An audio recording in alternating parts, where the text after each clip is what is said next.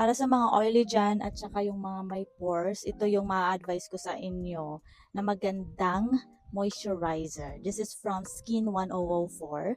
Kasi yung focus nito ay mapawalan niya yung ating pores at the same time, gel cream na rin to. So pwedeng pwede to sa mga may oily skin tulad ko.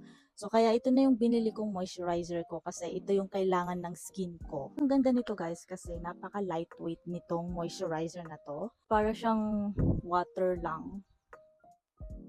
Kaya hindi siya mabigat sa mukha. Napaka lightweight lang niya. Parang tubig lang yung ina-apply mo dito.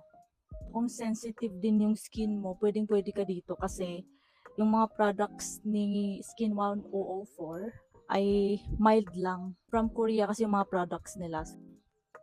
Parang may glowing din di ba? Nakaka-moisturize talaga to guys.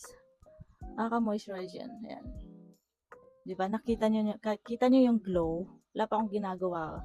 Parang na-moisturize na niya yung skin natin. Tapos, good thing pa dito for oily skin siya. So, kahit na ganyan siya, hindi yan magmamantika.